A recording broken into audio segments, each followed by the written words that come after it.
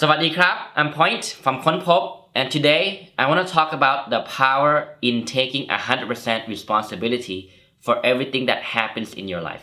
Literally everything. From things which were directly the cause from your fault to things which were indirectly your fault to things which have nothing to do with you and it wasn't your fault. Now, what I mean by this, I think there's a deeper level of wisdom here in this mindset, and it's really a growth mindset if you think about it. But let me be very clear. I'm not saying for you to start blaming yourself, to start feeling guilty for everything that happens in life.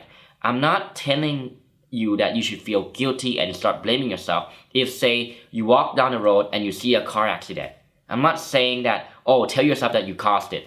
No, I'm not saying that you should blame yourself if your mom and brother starts having an argument, if your sister and her boyfriend start having an argument. No.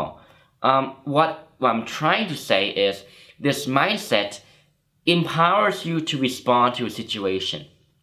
I'm encouraging you to take control and take responsibility for how you react emotionally and intelligently to anything that happen to you, whether it's a good situation or a bad situation, no matter how bad the situation is, right? No excuses, no feeling sorry for yourself. So, for example, let's say in a relationship, your girlfriend or boyfriend cheated on you. Of course, it's perfectly normal to feel upset, to feel sad, to feel really hurt. But you see, if you get caught in that trap where you feel too sorry for yourself and you feel bad for yourself, you'll become bitter, and that bitterness may transform into anger, hatred, and the need to seek revenge. Or it may evolve to something like you feel insecure down the road, you no longer trust relationships down the road, you no longer dare to open up to future people when you meet people you meet in the future, you no longer dare to open up in future relationships, and you see how this actually sabotages yourself and does more harm than good in the long run. But if you take control, think to yourself that, you know what, I'm 100% responsible for this. My girlfriend or boyfriend cheated on me. Of course, I was faithful. They were not faithful. It's clear. It's clear that I didn't cause this unfaithfulness to happen. But still, I decided to go after this girl or guy. I decided to enter the relationship. And all those decisions led to this day, led to this consequence. And therefore, I'm responsible for it. And when you think this way, you then continue to think, okay, if I'm responsible and I take ownership of the situation, what can I do next? What can I do to make the most out of this situation, to get myself out of this trap, out of this rabbit hole of feeling really sad, feeling really hurt? How do I solve this problem? Can I forgive that person?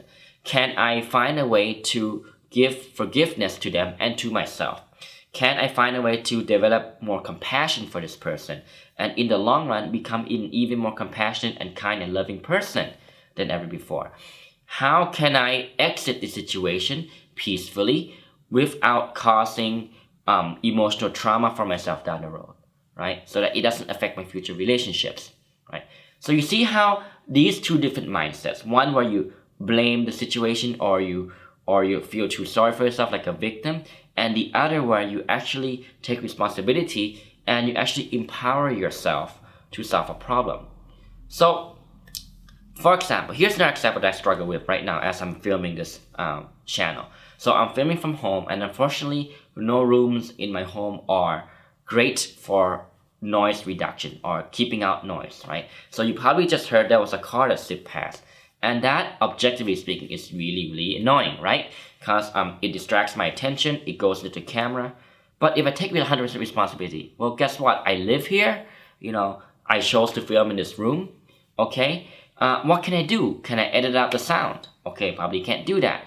Can I do anything else? Well, maybe I can take an opportunity to talk about it and illustrate right on top of the situation right here. So you see how it empowers you to make the most out of a situation, to change a bad situation into a potentially good situation further down the road, or to mitigate loss. And I think that mindset is really, really empowering and really, really powerful.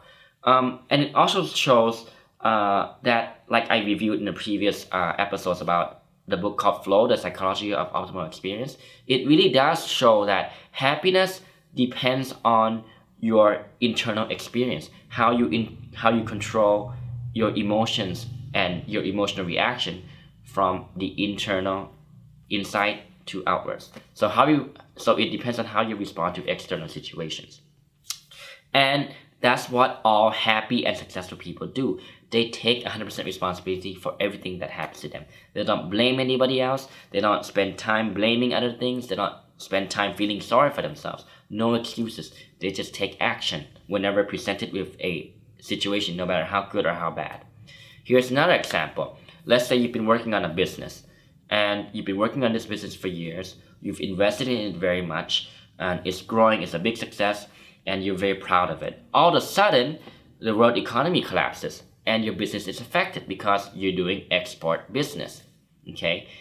And you have to go out of business. So are you going to start blaming yourself? Are you going to start blaming yourself for not listening to that guy who warned you about the economic crash 2 years earlier? Are you going to blame the global economy? Are you going to blame the exchange rates? Are you going to blame the export market, right? Or are you going to take control of the situation and say, you know what? Okay, I chose to do this export business, which had an inherent nature to the global economy, okay?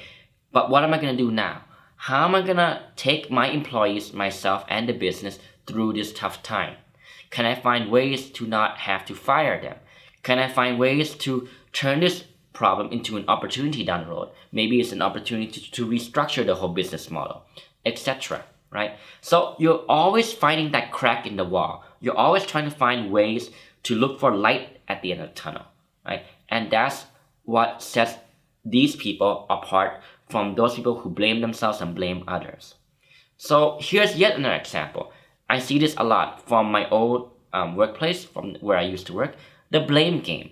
Let's say there's two different divisions or parts in an organization, and they need to coordinate on some task, and things go wrong, and they didn't meet the objective of the goal. Okay, what I see often is people start blaming other people. Oh, it's that room's fault. It's that person's fault. It's that other boss's fault. Okay, look, it may seem like blaming other people benefits you in the short run because maybe your boss believes you, and maybe your boss won't blame you, and if your boss believes you, it won't hurt your evaluation down the year. It won't hurt your KPI. But when you don't play the blame game, when you don't try to splash muddy water on other people, and when you empower yourself to think about a solution for yourself and for the company's interest, for the organization's interest, you will actually stand a much better chance of finding a solution. And people will see that.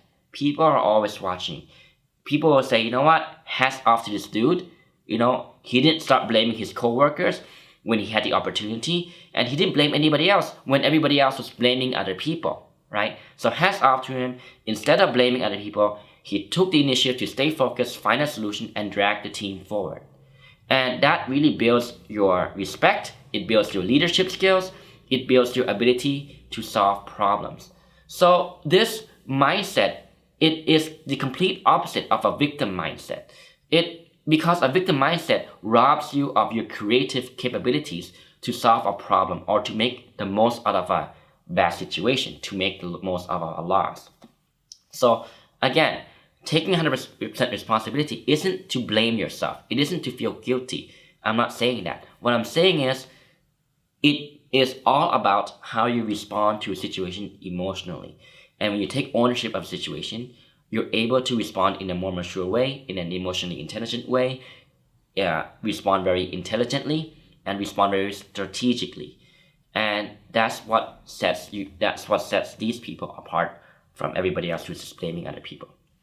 Alright, that's it for now. Thank you very much for watching and listening. Please leave the comments down on what you think and how you deal with tough situations. If you think that this 100% responsibility mindset applies to you, if you've used it before, how you use it, how it provides value for you, how you deal with tough times. Thank you very much for watching again. Please leave a like button, please share the video and subscribe and hit the notification button. And I will see you next time. สวัสดีครับ